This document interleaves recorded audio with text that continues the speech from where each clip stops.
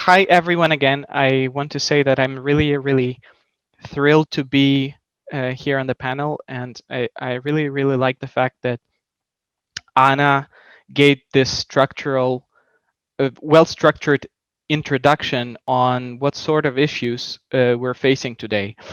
Uh, my background is physics, and as someone from the technical background, I want to say and underline again how important it is for us to have diverse teams working on deployment of AI systems.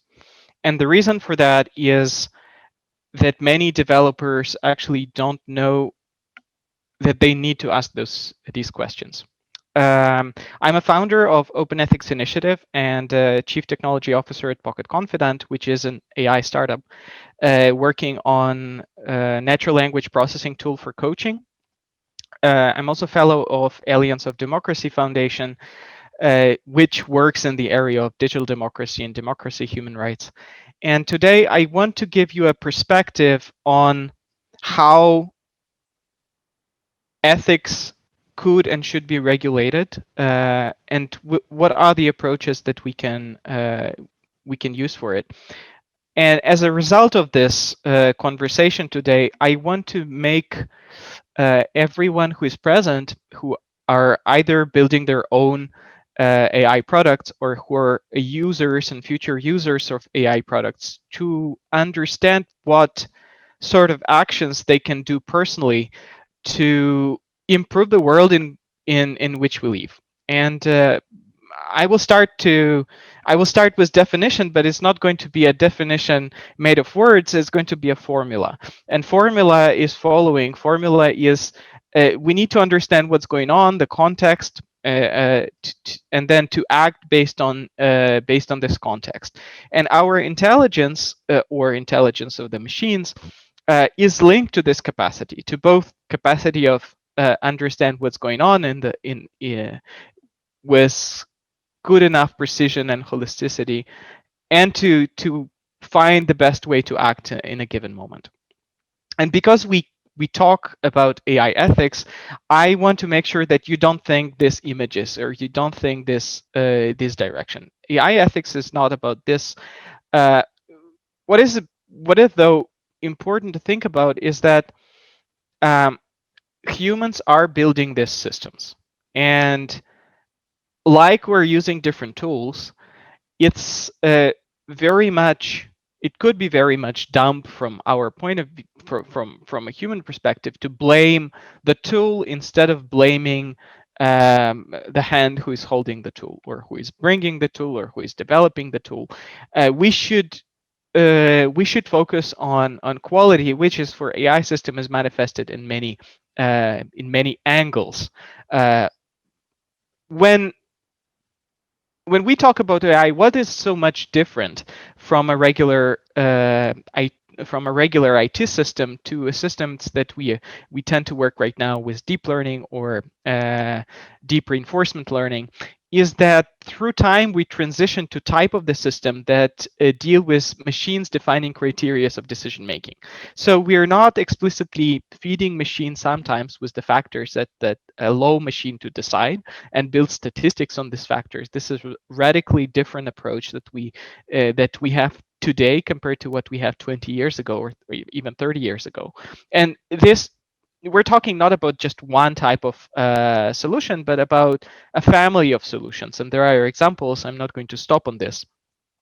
What is interesting about this is that given AI ethics is not a Hollywood story, and given that many governments are right now introducing their approaches to regulate, this is an instinct, this is a reflex from the government to, if they don't know how to deal with things, they regulate it. So the way to look at this was very interesting from 360 Review organization who did AI 360 studies 2 years ago almost.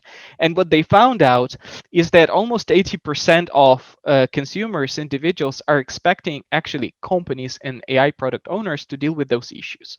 What they also found is that only 1/3 of these companies have some sort of frameworks in place, and even less of these companies have tools to actually deal with the issues such as bias, cybersecurity, privacy, fairness metrics, or power balance. And what I want to bring today to the discussion is that as a society, we are facing when we think about changing behaviors, we actually have much more than just one tool in our hands, which is a reflex from the government, and the government would talk typically about the law, introducing law to regulate. What we do have, however, are other three forces, which is architectural forces, normative forces, and market forces, to change behavior of the market. And this phenomenon, or this toolbox, was introduced almost 20 years ago by Lawrence Lessig in his phenomenal work, Code and Other Laws of Cyberspace. I really advise this book to be read. Uh, but let me make some examples. So, for example, if we build a road and if we don't want people to cross the road, we will talk about the architecture. We build the boundaries. We build a big fence so that people cannot cross it. I mean, we don't not to create. You don't need to create a law to avoid people crossing the road. Or if you create a traffic light and you create norms, and people don't really like when others cross the road on the red light, this is normative. This is not necessarily coming from the legal part. This is rules that are embedded, that are not written, but they are shared by society. And the third one is markets. Is when the market uh, is penalizing, or the market is promoting one or another type of behavior. And this allows us to have a spectrum of tools to introduce the desired behavior. What happens though today, if we look at the regulatory landscape, we have multiple regulations. As Anna said, some companies even have their own guidelines on how to regulate. Some governments and some international or transnational NGOs have their own guidelines. But what is very common in between those organizations or guidelines is that they're looking value by value. For example, privacy or cybersecurity or fairness or non-discrimination or balance of purchasing power, etc., etc. And what they tend to do is they tend to limit the number of values or number of um, focus interests, so that to instill these values on the applications they're launching their solutions. So today we have a pretty complex complex environment for the governance. But what I propose you to do is to look at two axes, which is a top-down and bottom-up regulation, and the regulation that is more favoring users or businesses. And here, I'm in open ethics, we're representing a bottom-up or crowdsourced approach that helps companies to stay and to build trust with the users, and on the other side, users to have pretty wide information. So there are many countries that have launched some sort of initiatives. Unfortunately, not all of them converge on their principles. But what I want to invite you to look at is this document called Artificial Intelligence from Ethics to Policy. This is one of the project that is tangent to this, called Sherpa, in which I'm involved, that was creating guidelines for AI deployment and use for a project funded by European Commission grant Horizon. In what we looked at several different domains, and what we've been doing, if we've been evaluating impact of deployment of a specific system to a specific environment, and seeing how different stakeholders are going to be affected from this deployment. But I imagine that some of you would decide that they want to bring an AI strategy to to Georgia, and that at some point they would want to have both the voice of consumers heard and the voice of the companies heard and the voice of underprivileged heard. So I want to invite you to look at the Ubuntu culture. And Ubuntu culture is not about the operating system, but it's more about what you see on the right part of the screen. It is a culture that is defined in some of the African tribes as I exist because we are, or I am because we are, and it is a very inclusive culture and very interesting, which brings us 7 things uh, to consider when you're building a policy, such as first of all, you need to include guidance at what situations constitute the need for this new policy and how to format the new policy. You need to identify any potential overlaps and understand that not every regulation or not every kind of condition exists in the vacuum. And once you understand this, you need to make sure that whatever policy you introduce, that it's enforceable, that you actually can measure this. And then you step back, you understand what you actually need to go there. You formulate it in the having the right definitions, and then you bring people who allow who allow this inclusivity, meaning you bring multiple stakeholders. And what's very important in bringing trust um, to your regulation is that it actually should have some shades of gray, because you never know what sort of technology evolution you will have, and therefore you cannot predict it. So you need to live both for yourself but also for the creativity of your business. You need to leave the possibility to treat the regulation in a favorable and constitutional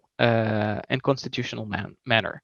And with this in mind, I want to tell you about what we're doing in open ethics. What we're doing there, we're looking at analogy that is coming from the food industry, and I'm sure you know what I'll start talking about is about the choice of food.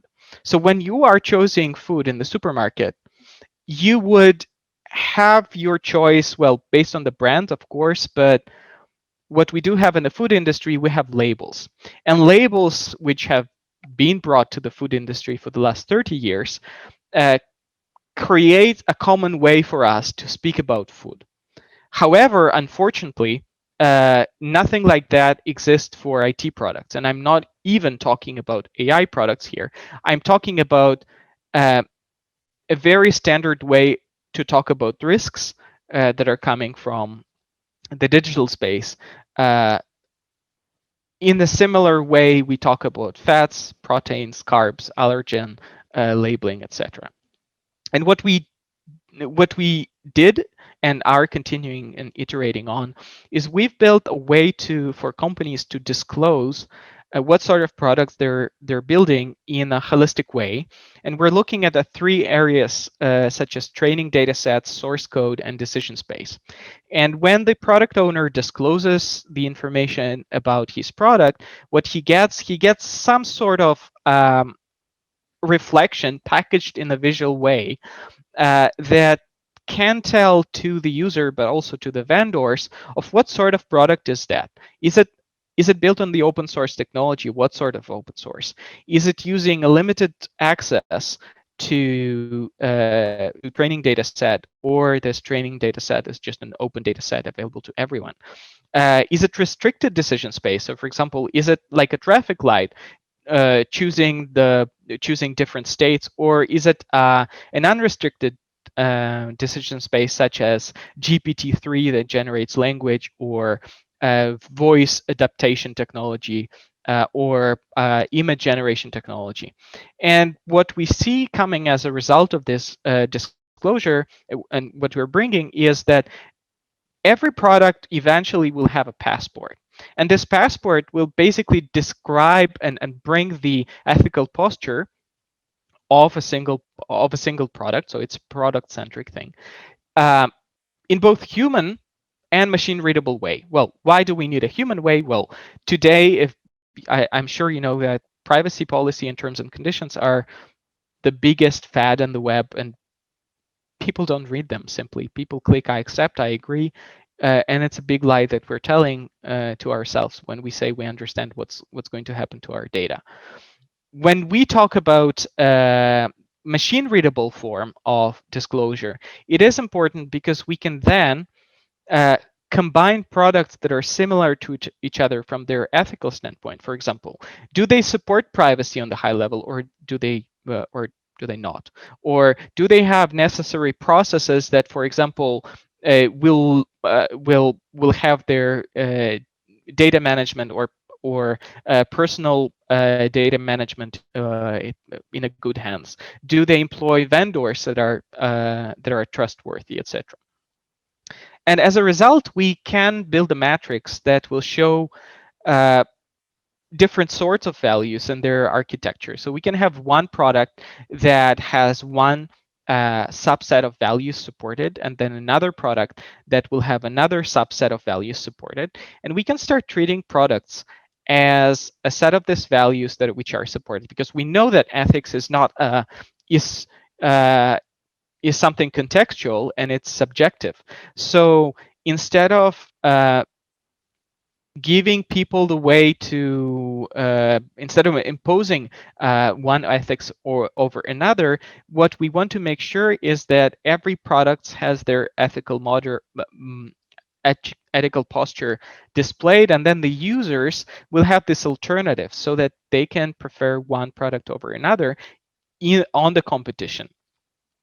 What and as a result, this leads to a very interesting concept of supply chain transparency, where we can not only look at the one product in isolation, but when we see which product powers which products, and as a result, what sort of challenges we might get, so that the users would have a better choice. So for um, for those of you who are building your own systems or own tools, or who are stakeholders at the deployment of AI systems, I want to invite you to look at these three components of AI ethics, which is accountability, meaning that you are going to, at some point, you're going to have to say to whom and how exactly you are responsible for potential failures.